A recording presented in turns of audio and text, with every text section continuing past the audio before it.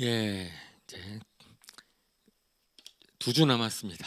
51강, 다음 주가 52강인데 이번 주 지난주에도 굉장히 바빴는데 아주 내용이 많아서 바빴었는데 이번 주도 바쁠 수밖에 없네요. 책이 7권이나 된 책을 저희가 읽었습니다. 그래서 스가랴 어려운 책인데 우리가 이번 주 초에 읽었고 그다음에 학개에서도 읽었고 요한 1서, 요한 2서, 요한 3서 읽었고 말라기 읽었고 오늘부터 아가서 들어갔지요.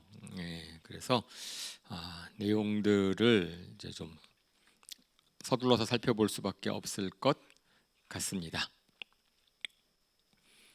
좀 어려웠어요. 사실 스가랴도 어렵고 그리고 아가서도 분명히 저희 교회에서 아가서를 옛날에 꽤 오래 전에 배웠었는데 또 다 기억하시는지 모르겠어요. 막상 읽으면은 또 새로 이걸 어떻게 해석을 했었지? 뭐 이런 거 생각날 수도 있을 것 같은데 한번 보도록 하겠습니다.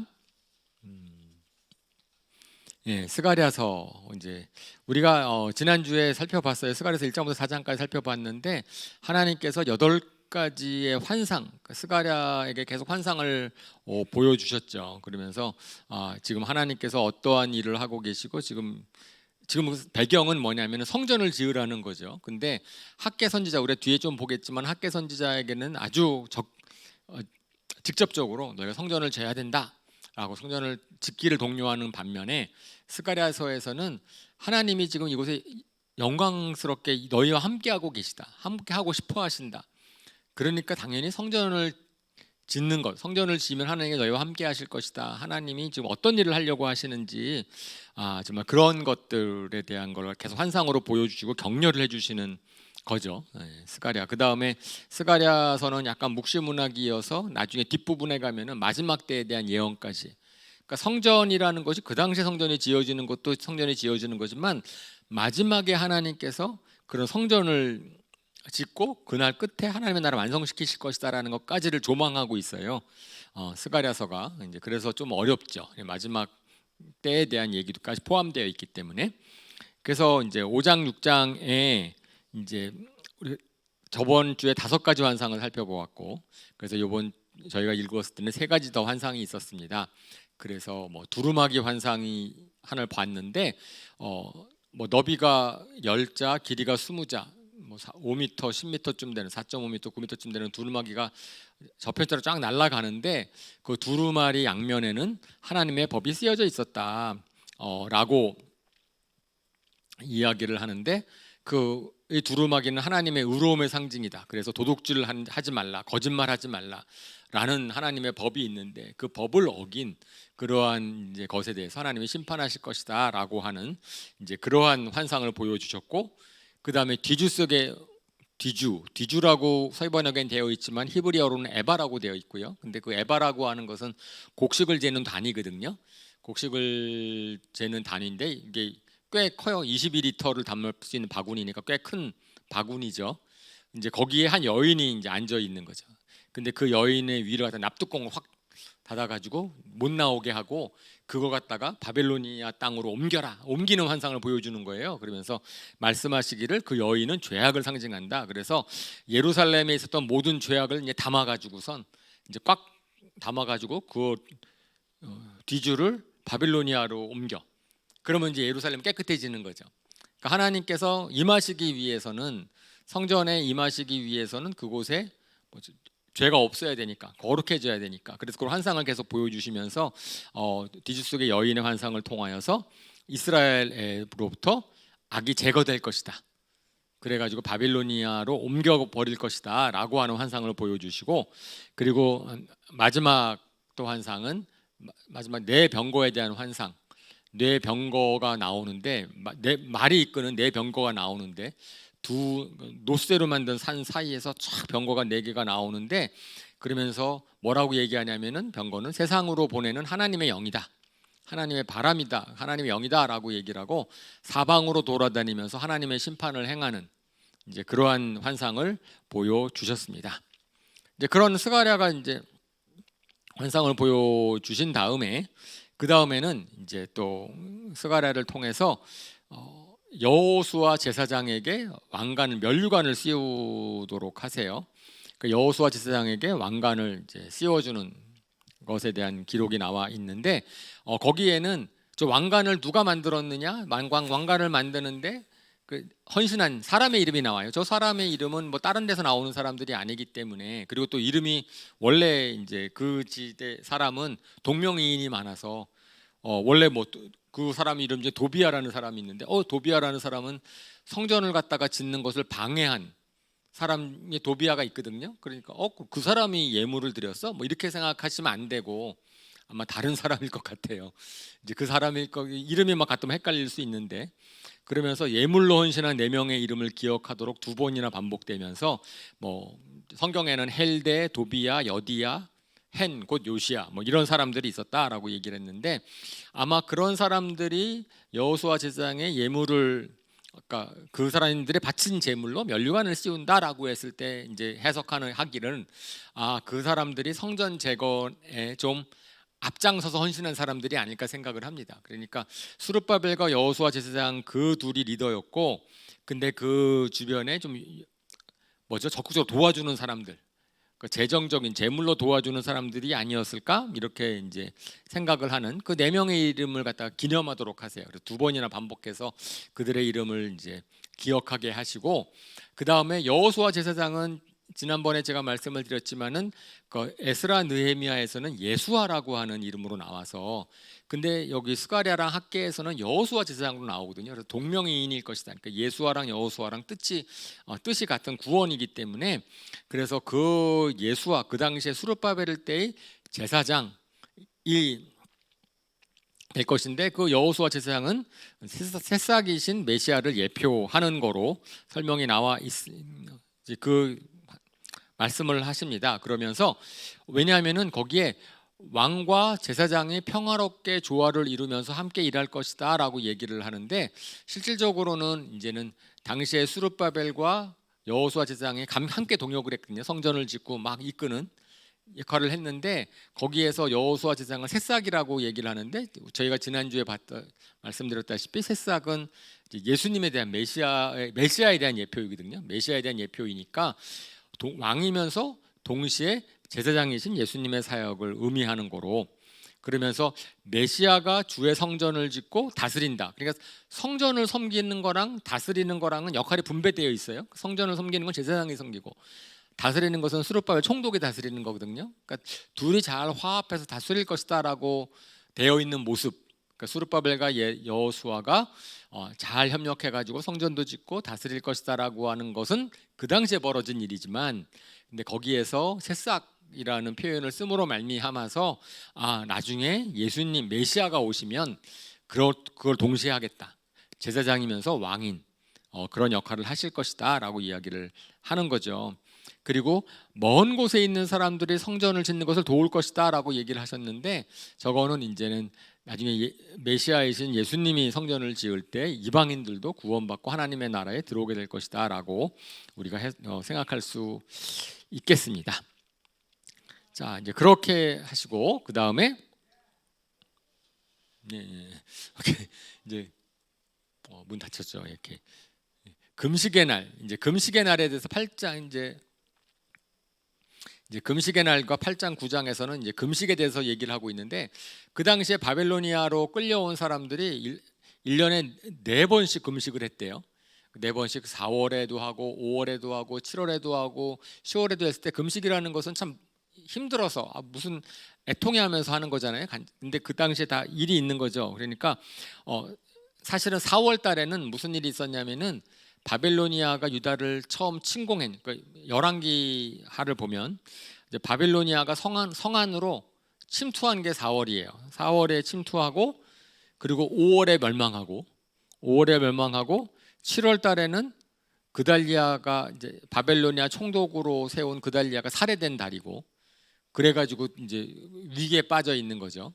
그 다음에 10월에는 실질적으로 역사적으로 보면은 바벨로니아가 예루살렘을 포위한 날이고, 그러니까 실질적으로 4월, 5월, 7월, 10월에, 그러니까 오늘날에도 우리가 어느 달에 무슨 일이 있잖아요. 기념하는 게 있잖아요. 옛날에 사건이 있으면은 이제 그런 것처럼 유다가 망하는 과정 가운데서 10월 달에 포위당했다가 그 다음 해 그 이틀 두 해가 지난 다음에 4월에 성이 뚫리고 그 다음에 5월에 완전히 망하고 그래가지고 포로로 끌려간 다음에 7월에 그달리아가 죽고 뭐 이런 식의 중요한 사건이 있는 날에 이제 유다 백성들이 금식을 했다 이거예요. 금식을 하면서 애통해하고 하나님의 도우심을 구하고 뭐 이렇게 해서 금식을 하였는데 실질적으로 이게 시간이 금식하면서 시간이 오래 걸리다 보니까 이 금식이라는 것이 습관적이 된 거죠. 습관적이 되고 형식적이 되고 뭐 처음에는 이거 참 우리가 애통해하면서 할지 모르지만은 습관적이 되고 그리고 애통해지고 하나님을 위한 금식이 아니다 너희는 그러면서 왜 그랬냐 그랬더니 금식을 하는데 금식을 하면서도 실질적으로 하나님이 가장 원하시는 걸 안 했다는 거예요. 그리고 하나님이 원하시는 게 뭐였냐면은 너희 거기서 스가랴서에서는 너희가 재판을 공정하게 하지 않았다. 너희는 고아와 과부와 나그네와 가난한 자를 억눌렀다. 계속 그들 힘없는 사람들을 계속 억누르는 일을 했었고 관용을 베풀지 않았고 그렇기 때문에 하나님이 그것은 예언자를 통해서 전하신 율법과 말씀을 듣지 않았다. 저거 내용이 뭐냐니까 그랬더니 공정하지 않았고 어려운 사람들을 억압했고 그런 일을 하면서 금식은 했다라는 얘기죠. 금식은 열심히 했는데 그런 것은 나는 기뻐하지 않는다 라고 말씀을 하십니다. 그러면서 이제 하나님께서 너희가 이제 율법을 제대로 지켜라라고 말씀하시면 이제 나는 예루살렘을 회복할 것이다. 그러면서 나 만군의 주가 말한다. 나는 시온을 열렬히 사랑한다. 그러니까 성전을 회복. 그러니까 시온이 내는 성전이 새롭게 지어져야 되는 것을 얘기를 할 때 계속 이제 소망을 주시는 거예요. 내 백성을 구해서 예루살렘으로 돌아올 것이고 내가 그들의 하나님이 될 것이고 성전 건축하라고 계속 격려해 주시고 그 다음에 이제는 4, 5, 7, 10월에 성전이 지어지고 나면 너희 금식할 필요 없을 것이다. 유쾌하고 즐거운 날이 될 것이다. 그러니까 너희가 하나님을 찾으면 그러면 더 이상 슬퍼하거나 애통하지 않게 될 것이다. 기쁨이 올 것이고 평안해질 것이다 라고 이야기를 하고 수많은 민족과 주님이 예루살렘으로 올 것이다. 그러니까 성전 지은 이후에 대해서는 계속 아주 핑크빛 전망, 희망의 메시지를 스가랴를 통하여서 주고 있습니다. 자, 그 다음에 이제 메시아에 대한 예언이 있는 거죠. 메시아에 대한 예언이 있어서 그래서 하나님께서 이방 나라를 쫙 심판하실 것이다 그러면서 우리가 잘 아는 것처럼 스가랴서의 예언. 그러니까 메시아가 오는데 나귀 새끼를 타고 예루살렘으로 오실 것이다라고 하는 거 있지 않습니까? 그는 겸손하여서 뭐 짐승의 새끼, 나귀의 새끼를 타고 오셨고 그는 평화의 왕으로 오셨다. 겸손하고 온유하신 왕이시며 평화를 선포하는 왕이시며 백성을 보호하고 백성은 원수를 심판할 것이다. 그러면서 다 모을 것이다. 흩어진 백성들을 모을 그런 메시아가 오실 것이다라고 얘기를 하고 있는데 저것은 이제 마태복음 우리 잘 아는 것처럼 예수님께서 예루살렘에 입성하실 때 나귀를 타고 입성하시면서 저 구절을 얘기를 하는 거잖아요. 그래서 예수님이 메시아이신 것을 왜냐면 저것이 스가랴의 저것은 메시아에 대한 예언인 걸 다 알고 있었거든요. 나귀 새끼를 타고 예루살렘으로 입성할 것이다. 그러니까 예수님께서 마지막에 종료주일날 예루살렘에 입성하시면서 본인이 메시아이신 것을 보여주기 위해서 일부러 나귀 새끼를 얻으시고 그 위에 타시고선 이제 입성하셨죠. 우리가 잘 알죠. 자, 그 다음에 이제 하나님께서 스가랴 예언자로 하여금 특별한 일을 하게 하세요. 그래서 너가 뭐죠? 잡혀 죽을 양떼를 먹여라. 목자 역할을 하라라고 얘기를 합니다. 잡혀 죽일 양떼를 먹여라. 이것도 이제 이 스가랴의 행동이 이제 앞으로 스가랴를 통해서 메시아가 하실 일, 메시아가 어떻게 될 것인지를 갖다가 얘기를 하시는데 그 당시에 사람들은 그 당시에 목자들이 양떼를 갖다가 마음 놓고 그러니까 양떼를 이용해서 돈을 벌려고 하고 양떼를 불쌍히 여기지 않고 그래서 악한 사꾼 목자들 같은 사람들이 많이 있었던 거죠. 그러면서 스가랴로 하여금 양떼를 쳐봐라라고 얘기를 합니다. 그러니까 스가랴가 양떼를 치는데 우리 이제 시편 23편에 보면은 주님의 지팡이와 막대기가 우리를 안위하시고 뭐 그러는 것처럼 스가랴가 막대기 2개를 장만해요. 그래서 하나는 은총, 하나는 연합이라는 막대기 2개를 딱 짚고선 그 2개의 막대기를 가지고선 양떼를 칩니다. 스가랴가 양떼를 쳐보는 거죠. 양떼기를 치는데 실질적으로 2가지의 지팡이가 이름의 의미가 있어요. 은총이라는 거랑 연합이라는 것. 그러니까 은총이라고 하는 것은 목자와 양의 관계고 하나님과 우리와의 관계를 말하는 거고 연합이라고 하는 것은 양과 양 사이의 관계. 그래서 2개의 관계성을 나타내는 거죠. 그 두 개로 하나님과 우리와의 관계가 좋고 그 다음에 이제 사람들과의 관계가 좋은 것을 나타내는 그걸 갖고선 이제 양떼를 치는데 스가랴가 양떼를 그 성경에 의하면 혼자 치는 게 아니고 이제 목자를 고용을 해. 3명의 목자를 고용을 했는데 그 3명의 목자가 일을 엉터리로 하는 거예요. 양떼를 갖다 돌보지도 않고 그리고 뭐죠? 자기한테 일을 준 스가랴 예언자를 싫어해. 스가랴 예언자 대적해요. 이제 그런 사꾼 목자들, 이런 목자들 같은 사람들 3명을 고용을 하는 거죠. 그러면서 거기 성경에 뭐라고 되어 있냐면은 스가랴가 고용한 3명의 목자나 양떼들도 스가랴를 싫어했다. 스가랴를 미워했다라고 표현합니다. 그러니까 이제 스가랴가 그럼 내어버려 두는 거예요. 그러면서 목자 되는 것을 포기합니다. 그래서 은총과 연합의 지팡이를 꺾어버려요. 그러니까 목자 셋을 고용을 했는데 그들도 양떼를 잘 돌보지 않고 그리고 그 목자들이나 양떼들이 스가랴를 미워하니까 스가랴가 2개의 은총과 연합이라는 그 목대기를 지팡이를 꺾어버리고 목자 되는 것을 포기하는 거죠. 그 포기하면서 그동안에 양떼를 친 삭슬 달라 그럽니다. 값을 자기가 양떼를 쳤으니까. 그랬더니 이제 양떼의 주인이 은 30을 달아줬다. 은 30개를 달아줬는데 이제 저것이 하나님께서 토기장에 던지라 그러거든요. 그 양떼 은 30을 받지 말고 토기장에 던지라 그러는데 저것이 이제 예수님을 가룟 유다가 팔 때 은 30에 팔고 그 다음에 가룟 유다가 나중에 이제 그 돈을 돌려주잖아요. 그래서 나는 우리 그 가룟 유다가 예수님을 배반하는 당시에 팔 때 30을 받았어요. 받았는데 가룟 유다가 가만히 보니까 예수님을 자책이 돼가지고 대장한테 가가지고 돈을 돌려줄 테니까 저 예수님 내가 고발한 거를 취소해달라. 난 예수님을 저렇게 되는 거 그러니까 제사장들이 그리고 뭐죠? 가룟 유다가 목매달아 죽잖아요. 목매달아 죽으니까 그 사람들이 은 30을 갖다가 토기장이에게 던져주죠. 토기장 집에 던져주는 그런 것들이 이제 마태복음의 26장과 27장에 있는 건데 저것이 이제 스가랴에서 일어났던 저 예언대로 이루어진 거다. 그래서 은 30 양떼를 쳤는데 그 값이 은 30양이고 그 다음에 그 은돈이 토기장이한테 하나님께 던지라고 했던 예언이 그대로 이루어졌다라고 얘기를 해서 저것이 이제 뭐냐면은 메시아 예수님에게 이루어진 예언이라고 생각을 하거든요. 예수님께서 그 예언을 스가랴에서 저 예언을 이루셨다. 그래서 그 메시아 예포라는 거예요. 그러니까 예수님이 이 땅에 오셔서 양을 치려고 했는데 세상이 그리고 사람들이 예수님을 싫어했어.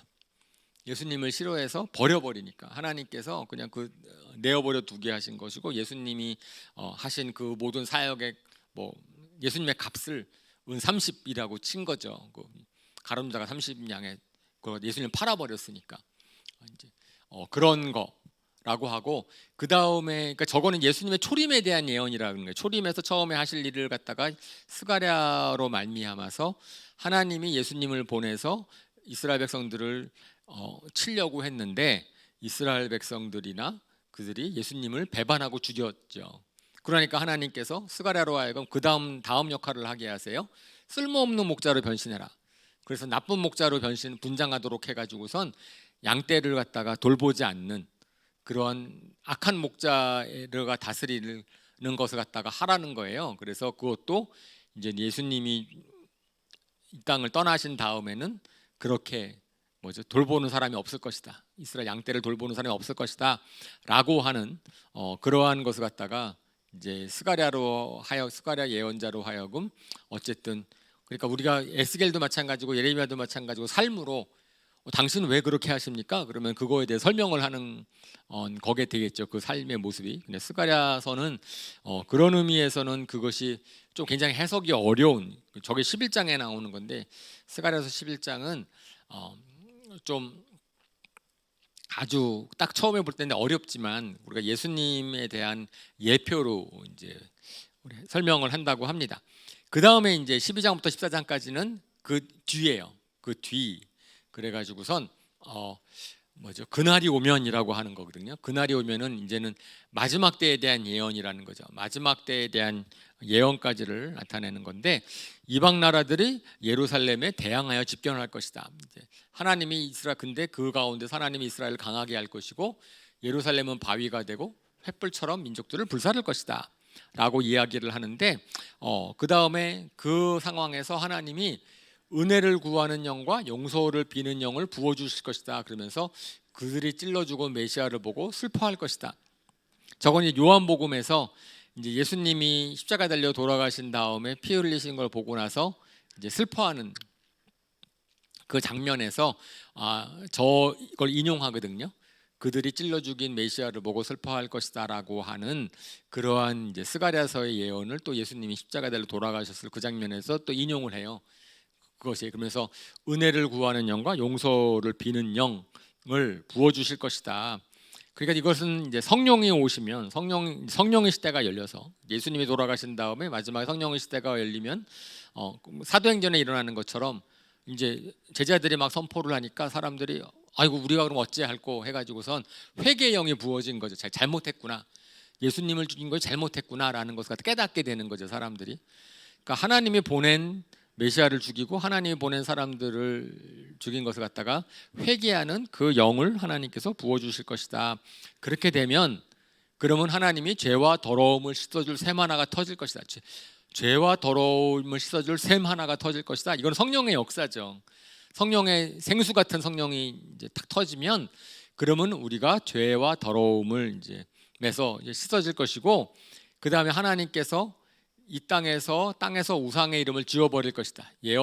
거짓 예언자와 더러운 영을 다 없애버릴 것이다 라고 얘기를 하시고, 이게 전부 다 그날이 오면에서 쭉 나오는 건데, 그 다음에 또 보면 어떤 일이 되어 있냐면 환란이 올 것이다 라고 얘기를 하는 거예요.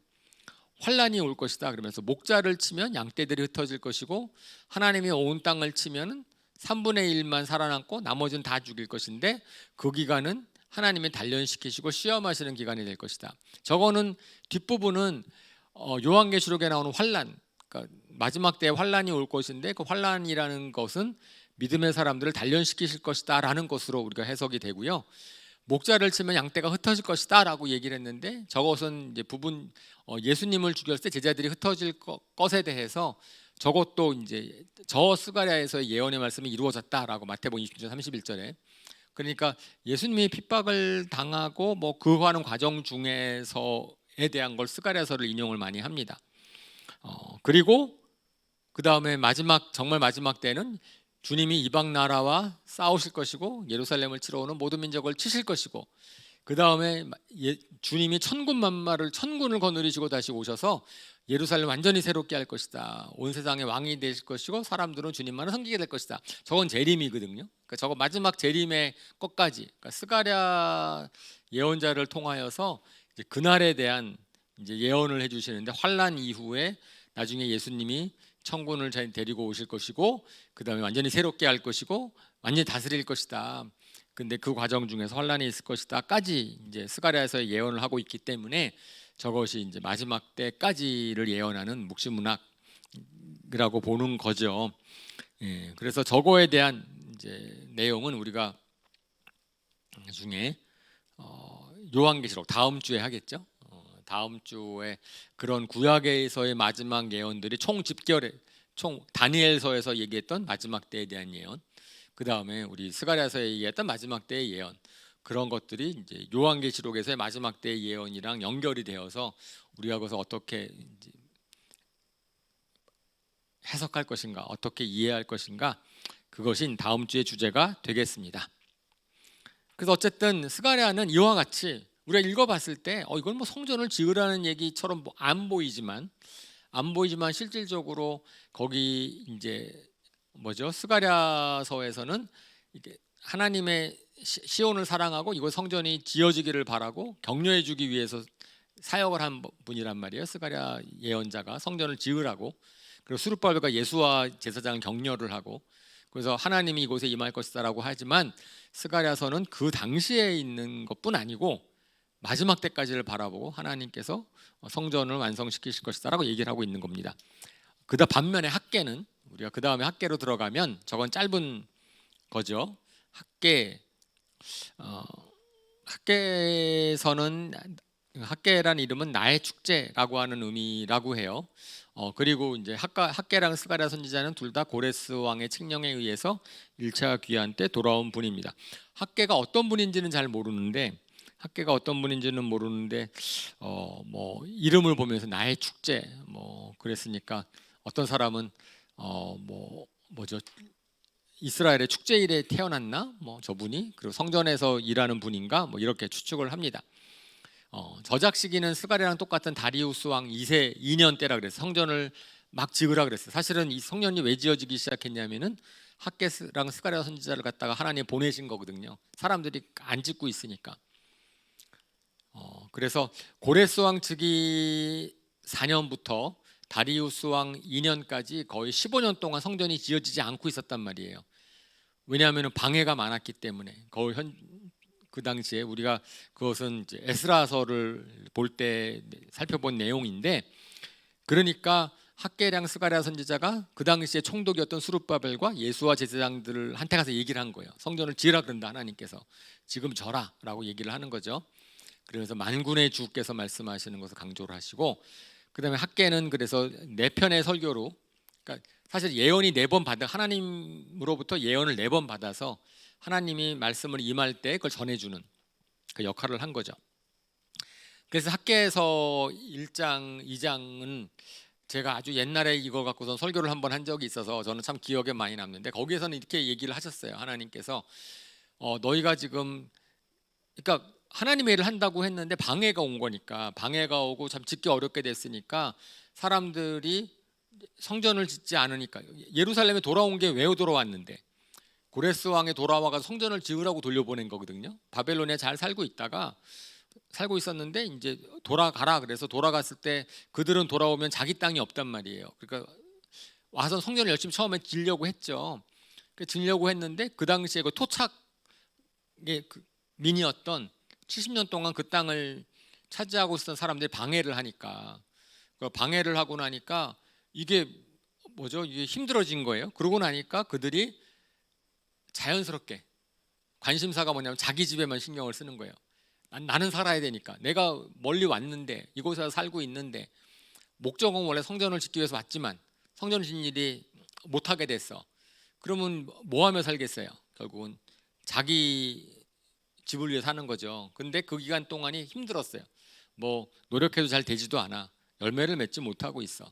근데 하나님께서 뭐라 그러시냐면은, 자, 너를 위해 사는 삶이 얼마나 힘든 것을 갖다가 내가 알게 해주려고 가뭄을 준 거다. 너희가 열심히 노력해도 아무것도 거두지 못하지 않았는가? 그러면서 뭐라고 말씀하시냐면은, 하나님의 전이 저렇게 망가져 있는데 너희 집만 꾸민다고 하려고 하는 게 제대로 된 거냐, 맞는 거냐? 그러니까 하나님의 전을 먼저 너희가 세워야 된다라고 얘기를 합니다. 그러고 나니까 사람들이 학계 예언자의 딱 말을 듣고 나서 마음에 감동을 받았어요. 성령님이 임하셨어요. 그러니까 사실은 내가 좀 뉘우치는 마음이 생기면 그건 좋은 사인이에요. 하나님의 말씀이 딱 임했을 때 내 마음 속에서 약간 자책하는 마음이 들고 뉘우치는 마음이 들잖아요. 그러면 그거는 좋은 거죠. 좋아요. 그래서 하나님의 말씀이 딱 임하니까 주님을 두려워하는 마음이 생기고, 그러고 나니까 성경에서는 뭐라고 되어 있냐니까 하나님이 그들의 마음을 감동시키셨다라고 되어 있어서 성전 건축이 이제 자발적으로 이루어진 거예요. 그들이 할 마음이 생겼어. 마음의 감동을 딱 받으니까 그 다리우스 2년 6째 달에 성전 공사를 시작을 합니다. 성전을 시작을 했는데 그 다음에 계속해서 이제 2년 성전 건축하라고 딱 그러니 감동을 받아서 건축을 시작한 다음에 3번을 추가하는데 7째 달에 설교를 하고 9째 달에 설교를 하고 또 9째 달에 설교를 또 해요.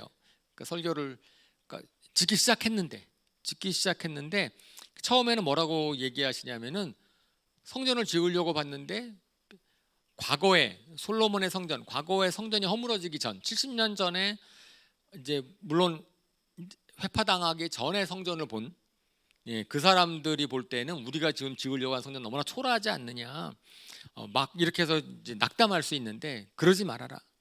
저 겉모양은 저렇게 초라해 보일지 모르지만은 내가 그것을 갖다가 더 찬란하게 해줄 것이다. 이 성전에 보화가 오게 할 것이다. 이제 그러면서 격려를 해주는 거죠. 너희가 내가 이 하는 게 별거 아무것도 아닌 것 같은데 과거에 우리 교회 좋았었는데 내가 지금 하려고 하는 이 조그만한 일들이 옛날에 그 영광에 비하면 너무 부족한 거 아닌가? 근데 하나님이 그러지 말라는 거죠. 적용을 하자면은 우리가 지금 하는 것 그것 하나님이 기쁘게 받으신다. 거기에 하나님이 임하시면 보화를 오게 할 것이다라고 얘기를 하는 거고요. 그 다음에 이제 아홉째 달 한 2달쯤 지나고 나니까 한 번 더 하나님이 격려를 해주시는데 아마 어쩌면은 좀 마음이 해이해졌을 수도 있을 것 같아요. 그러니까 저 얘기를 하시지 않았을까 싶어요. 그래서 너희가 성결을 촉구하는 거죠. 성전을 지을 때 끝까지 성결해야 된다. 성결해야 된다. 아마 백성들이 성전을 지으면서 처음에는 막 으쌰으쌰 하다가도 좀 시간이 지나고 나면 해이해질 수 있잖아요. 그러니까 그거 하지 못하도록 하고 그 다음에 아홉째 달의 2번째 설교에서는 이제 하나님께서 그날이 오면 그러면서 마지막 때에는 성전이 완공된 뒤에는 내가 하늘과 땅을 뒤흔들겠다. 그러면서 그날이 오면 스룹바벨을 높이 세우겠다. 성전이 완공이 되면은 스룹바벨을 높이 세우겠다라고 했을 때에 이제 스룹바벨을 높이 세우는 것도 우리가 이제 예수님에 대한 예표, 이제 그날이 오면이라고 하는 그날에 대해서 이제 또 그러니까 하나님께서는 사실은 스룹바벨과 여호수아 제사장을 통해서 학개와 스가랴를 통해서 성전을 세우게 하지만은 그 성전을 세운다라고 하는 것은 저희가 마지막 때에 대한 예표로 하나님께서 완전히 우리와 함께 하실 그 성전을 바라보게 하시는 망한 상태에서 성전을 세우는 건데 아주 독립하지 않고 성전을 세우는 거잖아요. 하지만 그 마지막 때에 있는 그 스룹바벨의 성전은 그 자체로서는 보잘것없고 그 자체로서는 부족하지만 하나님께서는 그것을 마지막 때의 예표로 메시아가 오셔서 예루살렘에 온전히 거할 그 성전이랑을 갖다가 그거는 저희가 에스겔 할 때도 하나님께서 에스겔 성전을 보여주잖아요. 근데 그것은 실질적으로 뭐죠 지어지지 않은 성전이고 그 다음에 그 크기도 나중에 마지막 때의 성전이랑은 다르니까 그러니까 하나님은 내가 너희와 함께 있을 거다. 내가 예루살렘에 와서 거기에 함께 거할 거고 그 다음에 거기에 온 백성들 온 나라 사람들 다 모을 거고 그런 것에 대한 예표를 이제 그런 이스라엘이 망한 다음에 계속 주시는 거죠. 그러면서 이제 그것을 이제 마지막 때랑 연결시키게 됩니다. 그래요. 그래서 예루살렘 망한 다음부터는 이제 구약은 끝났고 우리가 구약과 신약의 연결고리로서 하나님께서는 예언자를 통하여서 계속 마지막 때를 이제 바라보게 하십니다. 자, 그 다음에 구약이 이제 말라기랑 아가가 남았는데 중간에 우리 요한일서를 먼저 봤습니다. 요한서신서를 봤습니다. 요한서신서를 잠깐 보도록 하겠습니다. 요한일서 좋아하는 분들이 많이 있을 것 같은데 저도 요한일서 말씀 좋아하고요. 저자는 요한복음을 쓴 사도 요한이고 거기에 자기가 요한이라고 얘기한 적은 없어요. 그죠? 그 요한복음도 마찬가지였고 내가 하나님의 사랑한 자라는 표현이 있어서 요한복음의 저자는 요한인 거를 아는 건데 이제 요한복음이랑 아주 어투가 비슷하고 그래서 저자가 누구인지는 모르지만 그냥 전통적으로 요한 사도가 썼을 것 제목도 그러니까 사도 요한이 썼을 것이라고 우리가 믿습니다. 그리고 수신자는 당시 이게 AD 90년에서 95년 정도에 써 있다고 보거든요. 그러니까 요한계시록을 쓴 반모섬에 유배되기 전에 이제 에베소에서 목회를 하고 있을 때 근데 요한 사도가 한 나이가 80쯤 넘었겠죠. 80쯤 됐을 그 당시에 굉장히 고령으로 쓴 분이고 그 다음에 AD 60 한 2, 3년부터 네로 황제 때부터 박해가 시작이 됐으니까 크리스찬의 박해가 한 30년 가량 지속되어 있는 거예요. 점점 박해가 도미티안 황제 때 AD 90년 때에는 크리스찬에 대한 박해가 극에 달했던 때라고 알려져 있거든요. 그러면은 그때의 크리스찬들은 굉장히 힘들었겠죠, 그죠? 왜냐면 예수님이 다시 오신다고 처음에는 일찍 오신다고 믿고 있었는데 오지도 않았고 박해는 지속되고 있고, 그러니까 이제 믿음의 도전을 받고 있는 거죠. 이거 정말 예수님이 재림하시는 거 맞나? 다시 오시는 거 맞나? 이제 의문도 좀 들고, 이거 믿음을 언제까지 이렇게 살아야 되지? 이제 이런 때에 쓴 거라는 얘기죠. 그래서 저장 목적은 그러면서 이제 뭐 1장 4절에서는 내가 이 글을 쓰는 목적은 하나님의 사귐으로 더 초청하기 위한 것이다, 코이노를 위한 것이다라고 얘기를 하고, 그다음에 2장 1절에서 내가 이 글을 쓰는 것은 너희를 죄로 짓지 않도록 하는 것이다라고, 그러니까 이 글을 쓰는 것은 하면서 이제 2절에서는 분명히 목적을 밝혀요. 그러니까 하나님과의 사귐에 코이노니아로 초청하기 위해서이고, 그래 죄를 짓지 않도록 하기 위해서다라는 얘기는 저런 위험성이 되게 많았던 거죠, 이제 그 당시에.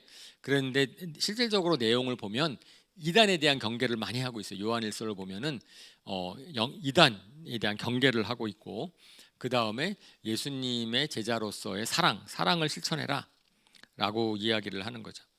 그래서 그러면 그 당시에 이렇게 좀 제대로 신앙생활을 하려고 했는데 문제가 잘 안 풀려. 30년 동안 계속 핍박에도 되고 힘들어. 그러면 믿음도 많이 잃어버리고, 그 다음에 이제 그런 상황이 있을 수 있겠죠, 그죠?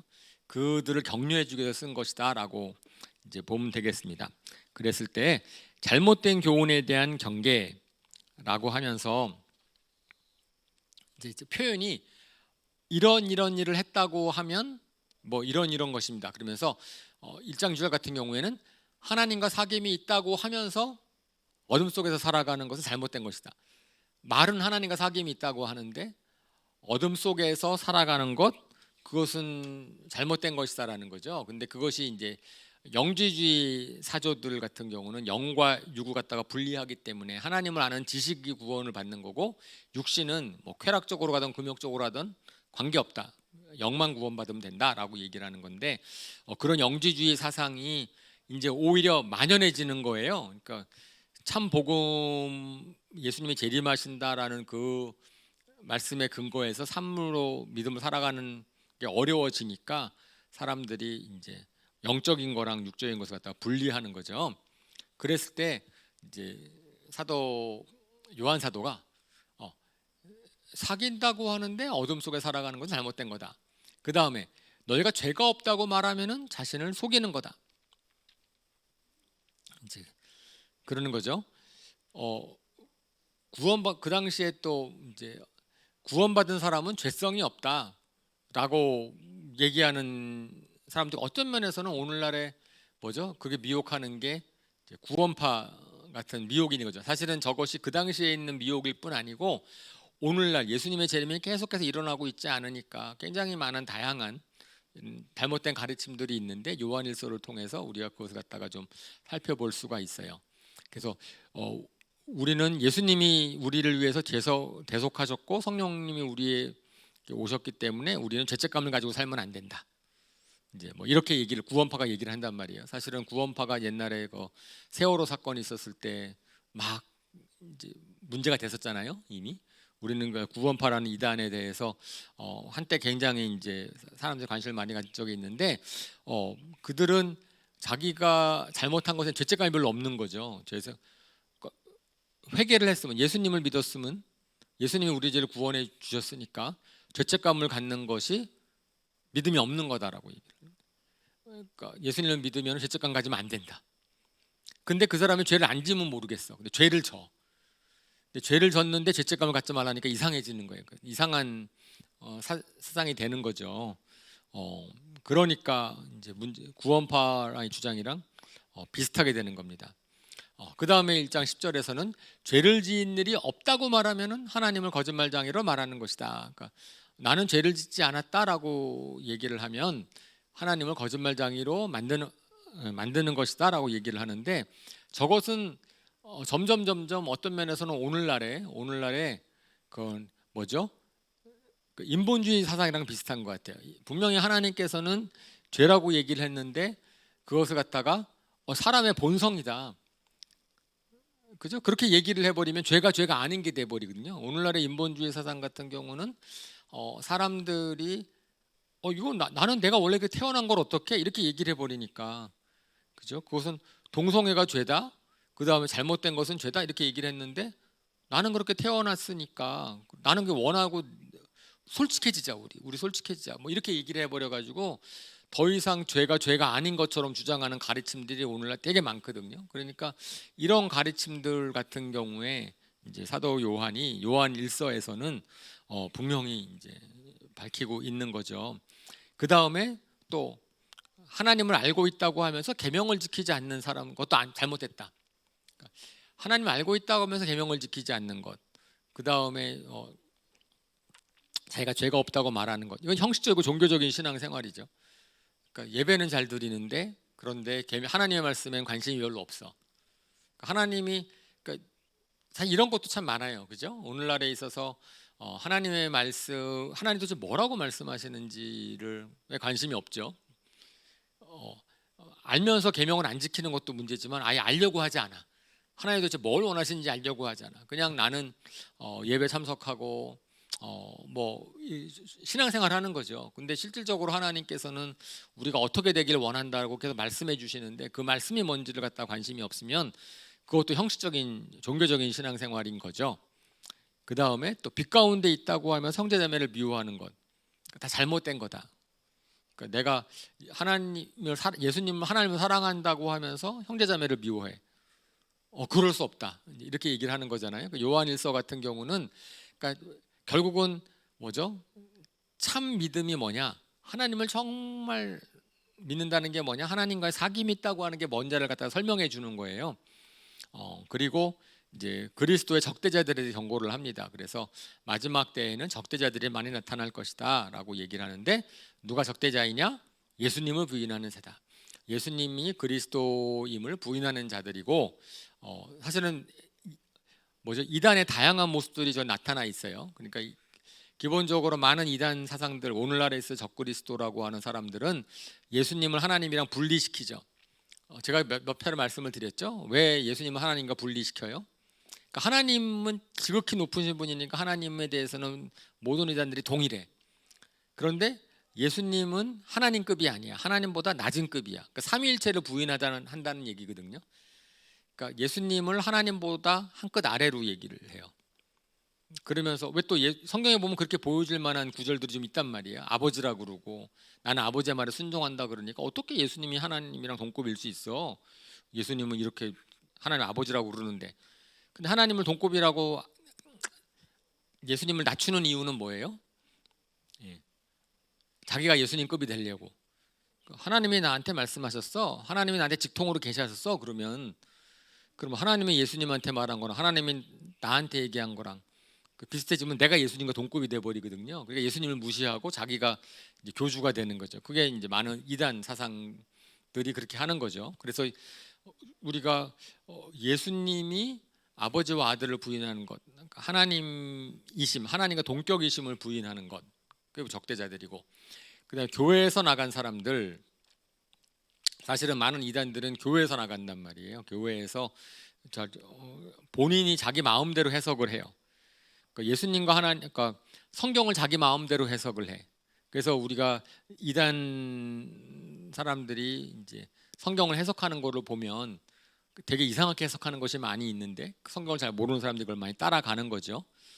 그 다음에 또 세상에 속한 것을 얘기하고 세상에 속한 사람들의 귀를 즐겁게 해준다. 그들은 하나님을 기쁘게 해드리는 것이 아니다. 그러면서 결국은 하나님의 영인지 아닌지를 구별해야 된다. 근거는 하나님의 말씀으로 분별해라 라고 얘기를 하면서 하나님의 난 사람의 특징을 설명을 합니다. 그래서 하나님에게 난 사람은 진리의 가르침을 듣기를 원하고, 그죠? 예수님을 하나님의 아들로 시인하고, 그 다음에 무엇보다도 요한일서에서 우리가 가장 이제 중요하게 들어야 될 메시지, 요한일서의 핵심적인 메시지는 형제자매를 사랑한다라고 하는 겁니다. 그래서 거기에 뭐 요한일서에서 나오는 말씀 중에서 우리가 기억하면 좋을 말씀을 제가 2개만 적어놨어요. 한번 읽어볼까요? 시작. 자녀되니 여러분, 우리는 말이나 혀로 사랑하지 말고 행동과 진실함으로 사랑합시다. 그 다음에 하나님은 사랑이십니다. 하나님은 본성이 사랑이십니다. 하나님을 사랑한다고 하면서 형제 자매를 사랑하지 않는 것은 불가능하다. 그럴 수 없다. 라고 이야기를 합니다. 그리고 하나님을 사랑하는 사람은 그 형제 자매를 사랑한다라고 얘기를 하고 있고, 하나님을 사랑하는 증거, 그러니까 하나님을 사랑하는 증거가 형제 자매를 사랑하는 거로 나타나는 거고, 그 다음에는 계명을 지키는 거예요. 계명을 지키는 거. 하나님의 계명을 지키는 것이 하나님을 사랑하는 거다. 우리가 사랑하는 사람이 있으면 그 사람이 원하는 거를 해주려고 하잖아요. 근데 하나님이 우리한테 원하는 것 갖다가 하려고 하는 거다라고 얘기하는 건데, 그 계명의 핵심이 뭐예요? 서로 사랑하는 거야. 그러니까 결국은 하나님을 사랑한다고 했는데 형제자매를 사랑하지 않는 것은, 이것은 좀 이상하다라는 거죠. 그거는 요한 사도가 계속 강조하는 겁니다. 계명의 핵심은 서로 사랑하는 거기 때문에 형제자매를 행동과 진실함으로 사랑할 수밖에 없습니다. 그 다음에 죄를 이긴다. 죄를 짓지 않는다라고 이야기를 합니다. 그래서 저것 갖고선 또 요한일서에서 얘기를 하는 거죠. 그래서 하나님에게 나서는 사람은 죄를 짓지 않습니다. 그런데 그 죄를 짓지 않는다라는 얘기가 이제 현재형으로 돼 있어 가지고선 그것이 어떤 거냐면은 의도적이고 헬라어 현재어가 의도적이고 습관적으로 죄를 짓진 않는다. 그러니까 과거의 습성 때문에 실수로 그냥 죄를 질 수 있는데, 그 죄를 지면은 죄책감을 딱 받는데, 저것은 의도적으로 내가 죄를 짓는 거니까 그것은 그렇게 할 수가 없다. 죄를 짓지 않는다. 그러면 성령을 따라 살면은 죄의 권세를 이길 수 있다라고 얘기를 하는 것이 이제 요한 1서입니다. 근데 요한 사도가 그 당시 상황에서 요한 2서, 요한 3서도 쓰거든요. 그러니까 똑같은 거예요. 역시 핍박 가운데 있고 이단의 사상 가운데 있고, 요한 2서는 한 번 더 쓰는데, 요한 2서는 요한 1서랑 저작 시기도 같고 저자도 같고 자신을 장로라고 표현하는데, 거기에 이제 믿음의 자매와 그 자녀한테 쓴다고 돼 있어요. 믿음의 자매와 그 자녀로 특정 사람이 누군지는 안 나와서 특정 사람일 수도 있지만, 저걸 갖다가 이제 뭐냐면은 이제 교회로, 그러니까 자매라고 하는 것을 갖다가 교회로 생각합니다. 교회로 생각하는, 교회에 대한 상징적인 표현이라고 우리가 많이 생각이 돼요. 왜냐하면은 그의 자녀 그래가지고 여러 성도들을 의미하는 것처럼 13절에 나와 있거든요. 그래서 그 자매라고 하는데 똑같이 요한일서랑 같아요. 진리 안에 살아가십시오. 속지 마십시오. 그리고 진리 안에 살아가는 것은 바로 하나님 서로 사랑하는 것입니다. 당시에 속이는 자들이 많이 나타나가지고 예수님이 그리스도이심을 부인하는 사상이 있으니까 조심하십시오. 서로 사랑하십시오. 그리고 적대자들이 나타나면 어떻게 하면 되겠습니까? 그들과 교제하지 마십시오. 이런 서신서를 써요. 그래서 회람 서신이고 소아시아 지방으로 보낸 서신서로 알려져 있는데, 아마 요한 1서, 요한 2서도 한 번 더 그런 편지를 쓴 것 같고, 이제 요한 3서는 특별히 가이오라고 하는 사람이 있는데, 이제 뭐 똑같이 저자랑 저작 시기는 다 비슷하다고 여겨지는데 대상이 가이오라는 사람이죠. 근데 이 가이오라는 사람이 신약 성경에 4명이 나와요. 4명 곳곳에서 가이오 동일 인물이. 근데 그 4명 중에서 어느 가이오인지는 잘 몰라. 사도행전에 뭐 마케도니아 사람 가이오가 있고, 더베 사람 가이오가 있고, 고린도에도 가이오라는 사람이 있고, 또 뭐 가이오라는 사람이 여러 명이 나오는데 어느 가이오인지는 잘 모르는데, 그런데 어쨌든 가이오라는 사람 한테 쓴 편지라고 되어 있지요. 그런데 어쨌든 이 사람을 칭찬하는 거예요. 이 사람을 요한 3서는 그 특별한 사람한테 쓴 거고, 그 사람을 칭찬하는데 그 당시에는 곳곳으로 돌아다니면서 말씀을 전하는 순회 전도자라는 사람들이 있었는데, 그 사람들을 잘 대접해 줬다. 그래서 칭찬해 주는 거예요. 너가 이렇게 새로 말씀을 전하는 사람들을 잘 충성스럽게 잘 대접해 준 것을 참 고맙다라고 얘기를 하는 거고, 그래서 낯선 신도들을 잘 섬겼다. 거기에 이제 데메드리오라는 사람이랑 디오드레베라는 사람, 그러니까 특별한 사람들을 갖다가 이제 언급하면서, 데메드리오라는 사람은 이제 서신서를 전달했을 거 추정되는 사람인데, 이제 그 사람도 이제 칭찬을 하고, 근데 원래 요한 3서의 목적은 가이오한테 감사하는 편지죠. 가이오라는 사람이 낯선 사람을 잘 섬기고 진리 안에 살아가고 있는 것을 다른 사람들이 인정하고 있었는데, 이제 아마 그 거기에 이제 디오드레베라는 사람이 있었나 봐요. 디오드레베라는 사람은 교만, 사도 바울을 헐뜯고 그런 말씀 전하는 사람들 받아들이지도 않고, 그래서 교회를 자기의 아성으로 만들려고 하는 사람, 이제 그런 사람이 있었나 본데, 이제 그 사람의 교만을 지적을 합니다. 뭐 이런 편지인데, 요한 3서 같은 경우는 우리가 제일 잘 아는 말씀, 저거 요한 3서 2장 2절, 요한 3서 2절, 저거 너무나 많이 아는 말씀이잖아요. 그래서 한번 읽어볼까요? 시작. 사랑하는 이여, 나는 그대의 영혼이 평안함과 같이 그대에게 모든 일이 잘 되고 그대가 건강하기를 빕니다. 저 기도문, 저 축복의 문은 저희가 참 기억하면 좋을 것 같아요. 왜냐하면 순서가 있거든요. 순서가 있어. 모든 일이 잘 되고 그대가 육체가 건강하기를 바랍니다. 라는 것만 얘기한 게 아니고 그 앞에 더 중요한 게 있죠. 뭐죠? 영혼이 평안함과 같이. 영혼이 평안한 사람에게 주어지는 축복인 거죠. 다른 거 잘 되는데 영혼이 평안하지 않으면 그건 복도 아닌 거죠. 그러니까 영혼의 평안함을 먼저 빌고, 영원함이 평안한 다음에 그 바탕 위에서 건강하고 모든 일이 잘 되기를 바랍니다. 그래서 항상 영혼이 평안하기를 바라는 축복의 기도를 이제 사도 요한이 가이오라는 분한테 하는 편지입니다. 자, 그 다음에 이제 말라기.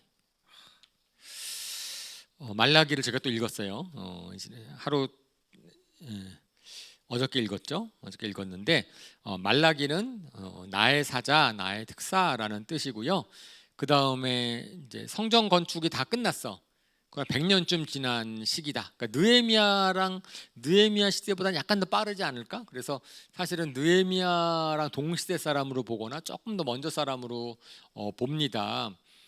그랬는데 이미 우리가 스가랴에도 성전을 지어줬고 학계 성전이 지어졌는데, 거기에는 성전이 지어지고 나면은 뭐 하나님이 복을 주실 것처럼 막 예언되어 있었잖아요. 우리가 좀 아까 봤죠, 좀 전에. 성전이 지어지고 나면은 뭐 학계 선지자도 뭐 보화를 가지고 올 것이고 뭐 좋아질 것이고 막 그랬는데, 그런 예언이 실현되지 않은 거예요. 성전은 지어지고 나니까 여전히 뭐죠? 망해진 상태가 계속 되고 있는 거잖아요.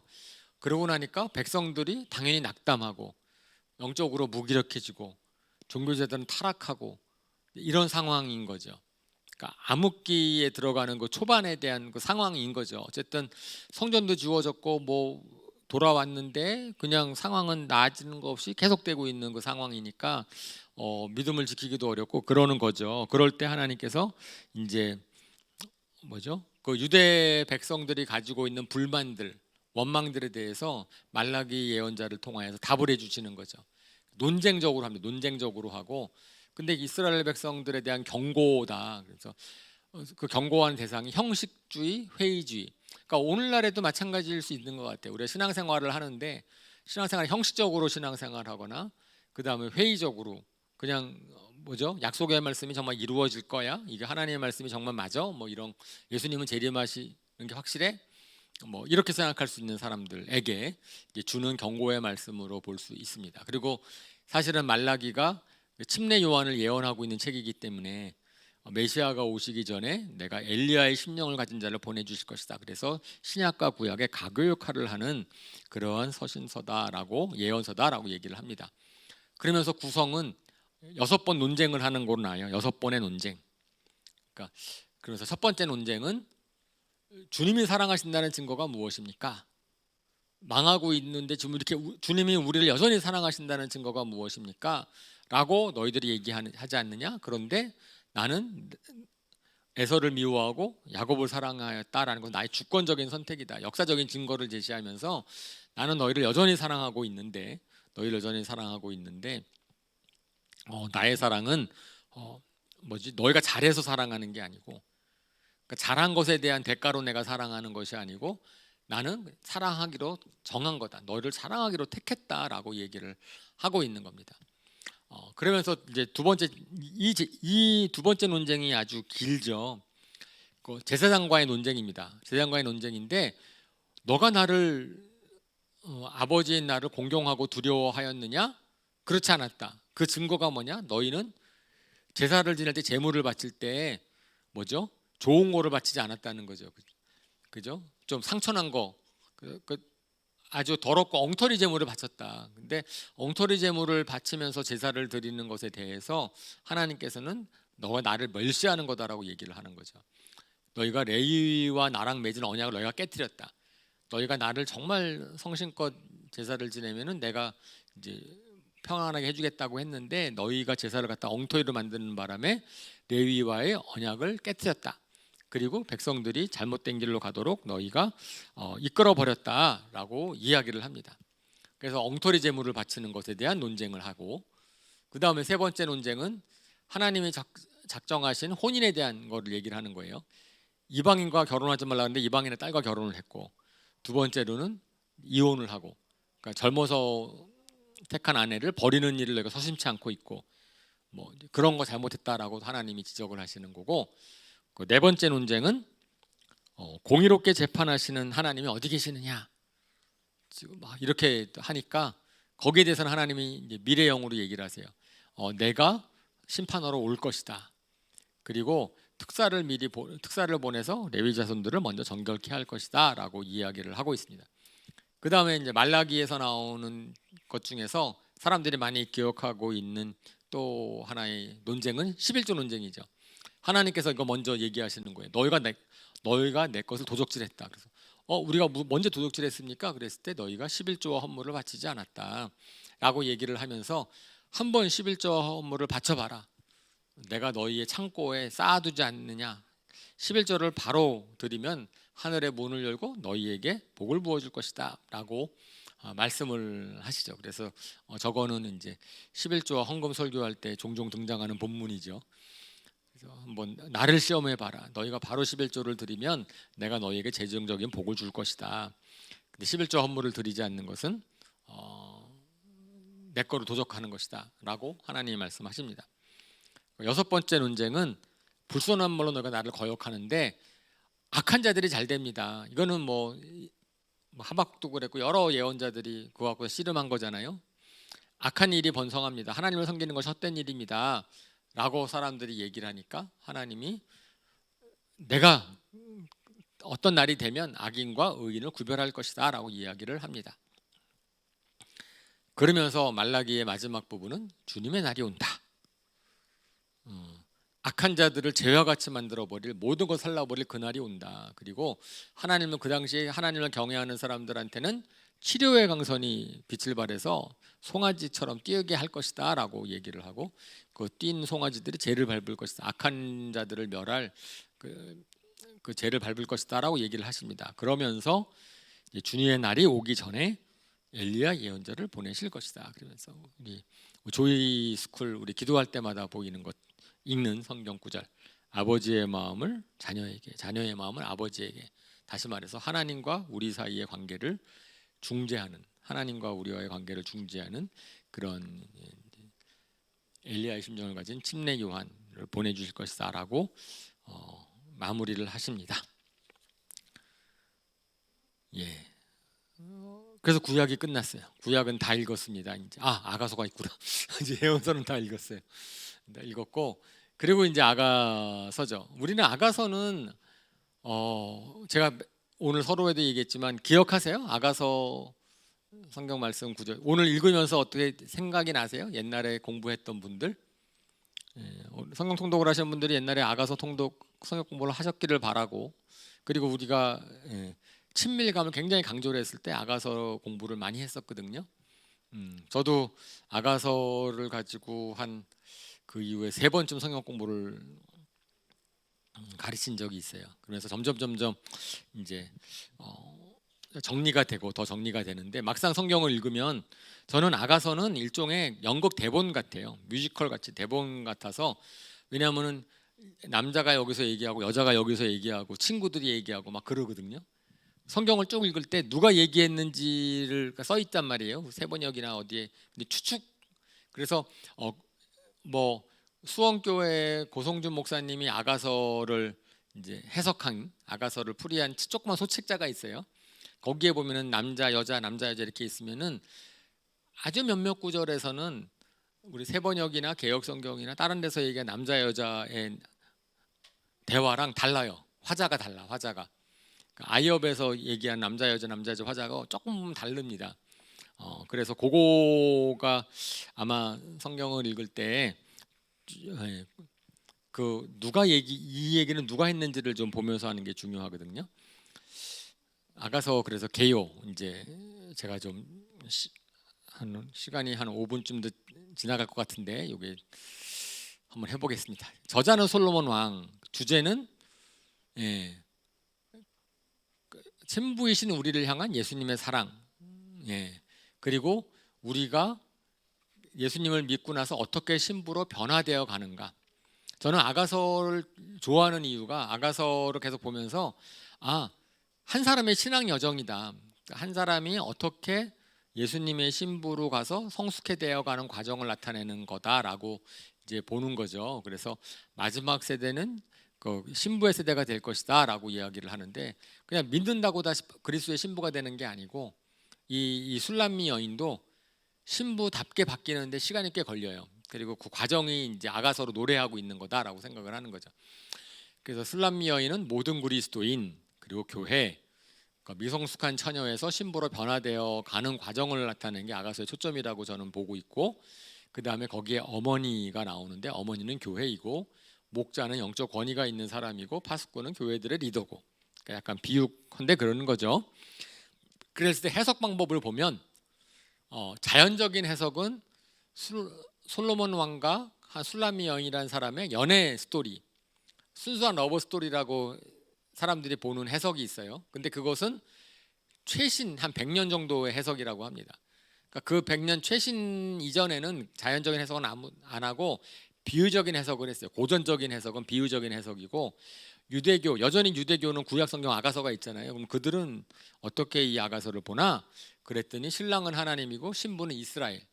자기 나라죠. 자기 나라 이스라엘 갖다가 신부라고 보는 거고 그래서 출애굽할 때부터 메시아의 도래까지의 역사를 아가서로 노래했다라고 보고 있는 비유적으로 보고 있는 거고 그 대신에 개신교 우리 기독교에서는 아가서로 오랫동안 어떻게 해석을 해왔냐면은 신랑은 예수님이고 신부는 전체 교회 했는데 근데 이제 우리가 아이합에서 배우고 그다음에 우리 교회에서는 그 이후로 이걸 어떻게 해석하고 있냐면은 물론 전체 교회로 볼 수도 있지만 우리 개인 한 사람 나라는 사람이 술람미 여인이 될 수 있다라고 보는 거죠. 그래서 한 사람이 어떻게 그러면은 이제 신부로 변해가는가에 대한 겁니다. 그래서 우리는 비유적인 해석을 할 거고 그 다음에 술람미 여인을 교회로 나중에 적용할 수 있겠지만 한 개인으로 적용을 할 거예요. 그러면서 보자 이거죠.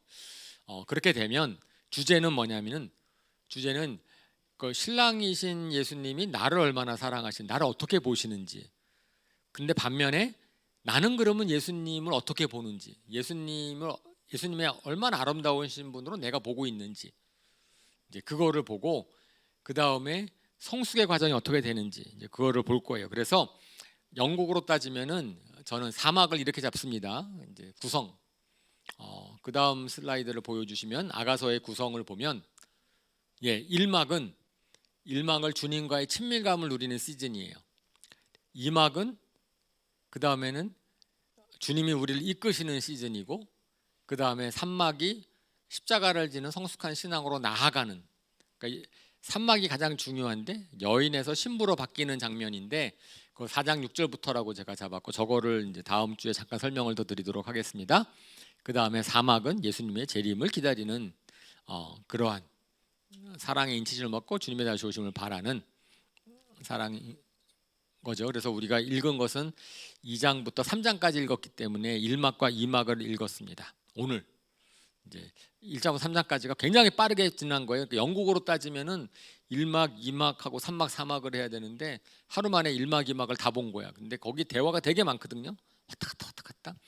그래서 그걸 갖다가 이제 보면 처음에 주님과의 친밀감을 누리는 시즌에서 보면 이제 1장부터 2장 7절까지인데 거기 시작은 뭐로 돼 있냐면은 우리가 친밀해지기를 바라는 거예요. 하나님이 주님이 우리를 친밀하게 여기기로 하는 것은 당연한 거예요. 하나님께서는 계속 우리랑 가까이 하고 싶고 사랑하고 싶어 하셔. 근데 문제는 우리가 거기에 대한 갈망이 있느냐. 그래서 거기 이제 신부로 자라나기 위해서의 가장 첫 번째 스텝은 친밀감에 대한 갈망입니다. 친밀감에 대한 갈망 없으면 신부로 자라나는 건 꽝이에요. 처음부터 그냥 이제 그렇겠는데, 그래서 이제 입 맞춰 주세요. 그 다음에 이미 사랑은 포도주처럼 더 달콤합니다. 나를 데려가 주세요. 이런 그런 표현들은 친밀감에 대한 갈망에서 나오는 것이다. 그랬을 때 유대교에서는 계속해서 저걸 갖다가 입 맞춰 달라는 것을 말씀의 입맞춤이다라고 이제 해석을 계속 해왔어요. 그러니까 하나님의 말씀에 대한 갈망, 하나님의 말씀을 달콤하게 여기는 시편 119편에 있는 것처럼 그 갈망에서부터 시작을 한다라고 얘기를 하는 겁니다. 그러면서 주님을 더 알고 싶어하는. 근데 우리가 주님을 알려면은 방법이 뭐밖에 없어요?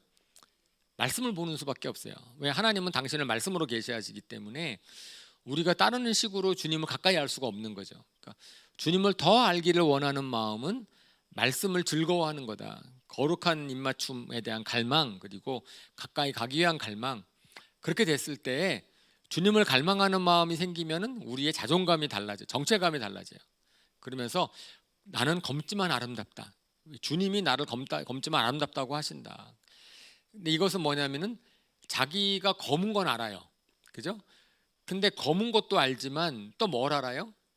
나는 아름다운 존재라는 걸 알아.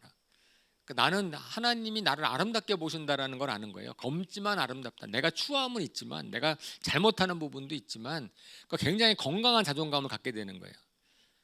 그러니까 내가 굉장히 건강한 자존감, 다른 사람들이 뭐라고 하는 것에 대해서 내가 맞아, 나 검은 면이 있어. 하지만 하나님은 나를 아름답다고 여기셔라고 한 정체성의 변화라는 거죠. 은혜를 깨닫는 거죠.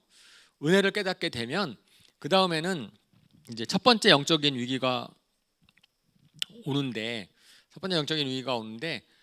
어떤 위기냐면은 오빠들의 성화로 자신의 포도원을 가꾸지 못했다. 자기의 포도원을 갖고 내 내면을 갖다 달보지 못했다라고 이제 친밀감을 누리다 보면은 때로는 우리가 마음이 좀 힘들어지는 때가 있는 거예요. 내가 이제 힘들어지는 때가 있는데 그때는 다시 내가 주님과의 친밀함, 그러니까 계속 주님과의 친밀함을 추구하는 과정에서도 한번 힘들 때가 있을 수 있는 거죠. 그러니까 내 내면의 마음이 완전히 이제 평안해지지 못하는 그럴 때 임을 찾아다녀요. 주님이 계신 곳은 어디인가? 내가 다른 곳으로 이제 신앙생활하다가 약간 다운될 수도 있고, 신앙생활하다가 약간 힘들어질 때에도 그냥 도망가는 게 아니고 주님을 찾아다닌다라고 얘기를 하는 겁니다. 그런데 거기서는 뭐라 그러냐면은 양떼를 치면서 기다리라 그래요. 그러니까 주님이 있는 곳을 가라 그럽니다. 그러니까 내가 주님이 잘 느껴지지 않고 처음에는 막 말씀 듣고 막 좋다가 그랬는데 어떤 때는 갑자기 기도해도 주님이 안 계신 것 같고, 그 다음에 말씀해도 회의도 빠지는 것 같고, 그러니까 좀 약간 친밀감이 계속 깊어지는 게 아니고 중간에 회의도 빠지고, 좀 내가 처음에 너무 감정적으로 나섰나? 이럴 수도 있는 거잖아요. 근데 그런 과정을 거치는데 그때 계속 주님을 떠나가지 말고 오히려 주님을 더 찾는 그런 위기를 한번 겪고 나면은 그 다음에는 이제는 주님과의 개인적인 사랑의 관계는 더 진해지기 때문에 이제 자신의 정체성을 발견하게 되는 거고, 그럴 때 이제 둘이 고백이 있는 거예요. 그러니까 주님은 여인의 아름다움을 찬양을 머리털은 어떻고 볼은 어떻고 코는 어떻고 막 얘기하는 게 나오고, 그러면 이제 그 여인은 우리 신랑은 또 이런 분이고 신랑은 이런 분이고 막 그러죠. 이제 서로 이제 아름다움을 주고받고, 나는 샤론의 수서나 골짜기에 핀 나릿꽃입니다라고 자기 자신을 갖다가 이제 고백을 하게 되고 나의 향기를 바라게 되고, 그러니까 그 사람이 가지고 있는 아름다움의 향기를 주님과의 친밀함 속에서 이제 막 바라는, 주님과 나가 굉장히 좋은 단계예요. 그 1단계 1막인데 2막으로 딱 가면은 신앙생활은 거기서 끝나는 게 아니죠. 심막에서는 이제는 뭐냐니까 주님이 이제 이끄시는 단계. 그래서 우리가 노래도 많이 하는데 사랑하는 자여 일어나 나와 함께 가자. 그래서 주님이 나오라 그래요. 자, 들판에 꽃도 폈고 우리 나왔으니까 너 나와라 그랬는데 이 여인이 안 나갈라 그럽니다. 그냥 자기 방에 딱 있어가지고선 주님 오시라 그래요. 그러니까 주님은 바깥에서 문 두드리고 나오라 그러는데 이 여인은 자기 포도원에만 관심 있어. 내 여우떼를 잡아주세요. 그러니까 내 포도원에 내 마음의 정원이라 그랬는데 그러니까 내 마음이 아직 힘들어. 저를 더 위로해 주세요. 저는 더 체험받기 원해요. 저는 주님의 사랑 가운데 계속 거하기를 원해. 이렇게 얘기를 해. 그리고 고백하는 게 뭐냐니까 임은 나의 것, 나는 임의 것. 이런 고백을 해. 저 고백이 되게 중요한데 왜냐하면 나중에 저 고백이 바뀌거든요. 그러니까 임은 나의 것, 나는 임의 것. 나중에 가면은요, 나는 임의 것, 임은 나의 것. 이게 순서가 바뀌어요. 그러니까 자기 중심적으로 예수님을 갖다가 계속해서 구하는 거, 갈구하는 거야. 그거 관계인데 그럴 때 주님이 떠나가셔. 그러니까 나는 더 개인적으로 친밀감을 요구하는데 주님이 떠나가서요. 그러고 나니까 이 여인이 갑자기 어떻게 돼요? 나는 이렇게 좋았는데 주님이 나를 더 나가시는 거예요. 주님이 임자를 거두어 가셔. 의도적으로 나를 테스트하기 위해서, 신앙이 성장시키도록 하기 위해서. 그러니까 그 여인이 막 쫓아가는 거예요. 그래서 또 주님 한 번 또 헤맵니다. 헤매고 온 성읍을 다 돌아다니고 그래서 주님을 딱 만나죠. 그러면서 이제 그 여인이 이제 깨닫게 되는 게 있습니다.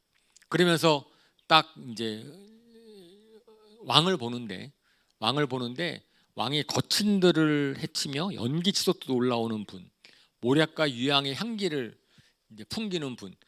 그러니까 굉장히 어떤 면에서는 과거에서는 아름답고 나랑 친밀한 교제를 하는 분인 줄 알았더니 저분은 어떤 분이에요? 왕인 거예요. 세상을 갖다 통치하시는 분이시고 거친들을 막 하시는 분이신 거예요. 그러니까 우리 예수님이 하시는 일이 있네. 이 세상을 통치하시려고 하시네. 이거에 대한 게 깨달아지는 거예요. 그리고 거기에 탈 사람, 이제 가마에 탈 사람을 갖다 초청을 하는 거, 자기가 가마에 타는 사람이 되는 거잖아요. 혼인 잔치를 위한 가마에 타는 이제 그런 자기 가마에 타죠. 그 여인이. 그러니까 이막이야. 그러니까 이막은 뭐냐면은 한 번에 주님의 초청을 내가 한번 거절했는데 주님이 나를 뭐라고 사역하도록 하고 막 그랬는데 내가 거절을 했더니 오히려 내가 주님의 임재를 잃어버리는 거예요. 근데 왜 주님께서는 우리로 하여금 눈을 나 자신에서 나의 내면의 정원, 나랑 주님과의 관계, 그것보다는 주님이 하실 일, 주님이 하시고 계신 일에 우리 동참을 시키기를 원하시는 거죠. 이제 그러한 거가 이막이고요. 그러면 이제 삼막은 뭐겠어요? 삼막은 이제 내가 그런 주님이 하시는 일에 동참하는 거죠. 같이 하는 거죠. 이제 그러니까 주님의 마음을 알았고 이막을 통해서 딱 클라이막스가 딱 가고 나면은 그러면 거기에 아가서의 클라이막스가 나와요. 아가서의 클라이막스는 뭐 사랑은 뭐 도장 인치고 뭐 이런 거 아니라고 보고요. 저는 그것보다 이제 4장 6절의 말씀이 이제 저는 아가서에서의 정말 완전한 클라이막스 반전을 일으키는 정말 여인이 신부로 바뀌는 그 구절이 나오고 나면 그러면 이제 신부가 되는 신부로 변해가는 그런 거죠. 그러면 참 은혜가 됩니다. 그래서 저는 이렇게 아가서 우리 옛날에 배우신 거 혹시 자료가 있으면 찾아보시면서 성경을 마저 읽어보시면 은혜스럽게 될 것 같고요. 다 잊어버렸으면은 언제 다시 한번 공부하시죠. 뭐 다시 복습할 때가 되지 않았나? 라는 생각이 들어서 근데 저는 세 번인가 가르치면서 신청교에서 2번 가르쳤었는데 제가 되게 좋았어요. 가르치면서 그래서 그런 게 있었습니다. 자, 오늘 10분 초과했습니다. 우리 잠깐 기도합시다. 참 많은 것 이제 남았는데 그래도 마지막에 주님께서 요한 1서, 요한 2서, 요한 3서, 그다음에 아가서 통해서 우리한테 주시는 사랑에 대한 하나님을 사랑하는 것이 무엇인지, 하나님 사랑한다는 것, 하나님 안다는 것이 무엇인지에 대해서 우리로 이제 생각해 보게 하십니다. 저는 마지막 때에 대한 메시지가 계속 풀어주고 있었는데 예언서들을 통해서, 그리고 다음 주에도 우리가 요한계시록을 통해서 마지막 때에 대한 얘기를 할 터인데, 우리가 마지막 때를 살아갈 때 정말 가장 중요한 것이 우리가 하나님을 바로 사랑하는 것, 하나님을 바로 하는 것이라고 생각을 합니다. 우리가 그것을 가지고 잠깐 기도했으면 좋겠습니다. 말씀을 주심을 감사하고 우리가 주님을 정말 더 바로 알기를 원하고 사랑하기를 원합니다. 잠깐 기도할까요?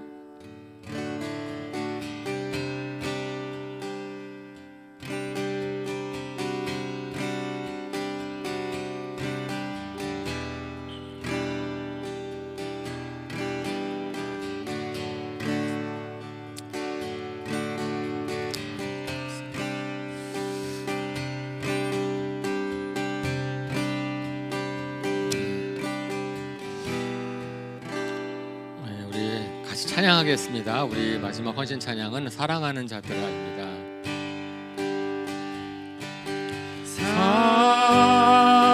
사랑하는 자들아, 우리가 서로 사랑하자. 사랑은 하나님께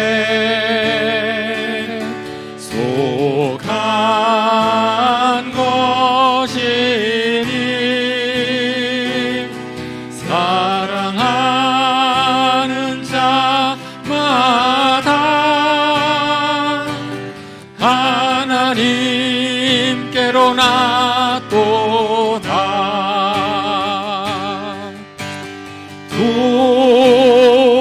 독생자를 세상에 보내심은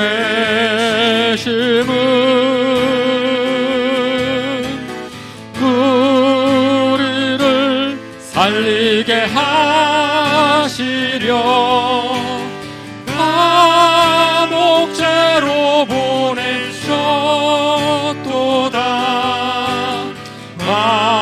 감옥죄로 보내도다.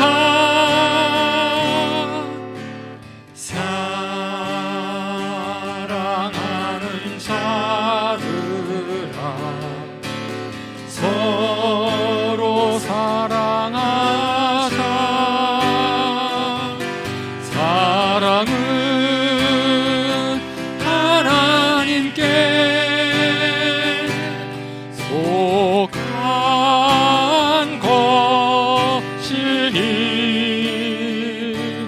서로 사랑하면 서로 사랑하면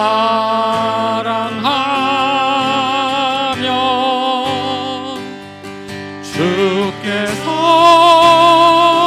우리 안에 거하시리로다. 아멘. 감사합니다. 주님이 사랑이시고 사랑은 주님께 속했습니다. 저희가 주님의 사랑을 받은 자로 서로 사랑하는 것, 그것이 하나님을 아는 것이라고, 하나님을 사랑하는 것이라고 말씀해 주시는 것 저희가 듣습니다. 특별히 또 아가서를 저희가 또 읽고 있는데 정말 주님을 사랑함으로 말미암아서 저희 자신들을 바로 알게 되고 저희 자신들이 얼마나 아름다운 존재인지를 알게 되고, 그리고 주님을 닮아가기를 원하는 마음, 하나님 주님을 따라가기를 원하는 마음들이 저희 가운데 자라날 수 있도록 인도하여 주시옵소서. 마지막까지 저희 성경 통독하면서 주님께서 주시는 말씀을 들을 터인데, 하나님 마지막 한 주 남았습니다. 성경 통독하시는 모든 분들이 하나님 정말 주님 말씀을 통하여서 주님의 은혜 가운데 한 해를 마무리하는 시간 될 수 있도록 인도하여 주시옵소서. 감사드리며 예수님의 이름으로 기도합니다. 아멘. 아멘.